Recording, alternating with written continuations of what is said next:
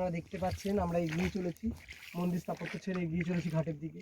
এবং এই নৌকাগুলো আপনারা এখান থেকেই ভাড়া করতে পারবেন, এখানে এই নৌকাগুলো অ্যাভেলেবেল থাকে।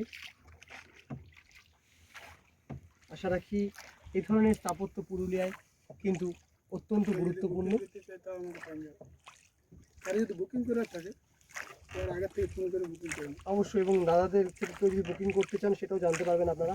আমি তো আমাদের আরেকজন আমাদের শুভজিৎকে একটু দাদার কাছে মাইকটা একটু ধরতে বলবো, আমাদের বোনটা।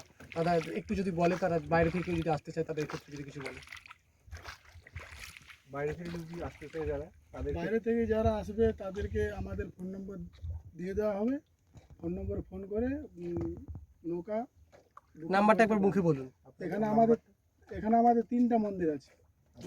এই যে দুটো অনেকটা দেখা যায়, কিন্তু একটা মন্দির বেশি দেখা যায় না, কি হালকা খানা দেখা যায়।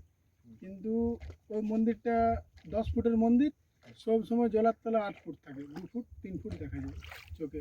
সামনে জঙ্গল আছে আমাদের, সুন্দরবনের মতো সাইডে সাইডে জঙ্গল, নৌকা জঙ্গলের গোড়ায় গোড়ায় যাবে। আর এখানে যদি পর্যটক আসতে চায় তো আমাদের নম্বর, যদি কেউ খাবার ব্যবস্থা খাওয়ার জন্য বলে থাকে তাদের কিন্তু আমাদের ফোন করে বলতে হয়। আচ্ছা, আপনার নাম্বারটা 6353978332। আপনার নাম? আমার নাম দীনবন্ধু ধীবর। আপনারা শুনলেন, প্রয়োজনে মানুষ আসতে পারেন এবং এখানে কিন্তু এসে তাদের সাথে সহযোগিতা নিয়ে কিন্তু তারা এই মন্দির ভ্রমণ করতে পারবেন এবং নৌকায় করে আপনারা এখানে আসতে পারবেন। তবে এই অসাধারণ সৌন্দর্য কিন্তু খুব কমই দেখা যায় এবং পুরুলিয়ায় হয়তো এ ধরনের দৃশ্য কিন্তু সেভাবে দেখা যায় না। এবং আশা রাখি আপনাদের এই ভিডিওটা অনেক ভালো লাগলো এবং আপনারা অবশ্যই সকলের সাথে শেয়ার করুন।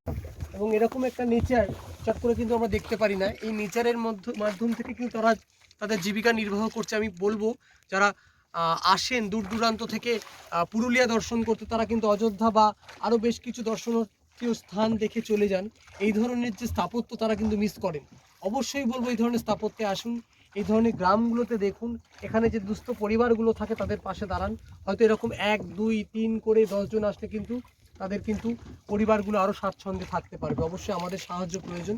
কোভিডের সময় তো এইসব অঞ্চল একদমই অবস্থা খারাপ ছিল, মানুষজন দীর্ঘদিন জলের তলায় এইভাবেই রয়ে গেছে। আস্তে আস্তে মন্দিরও জলের তলায় চলে যাবে।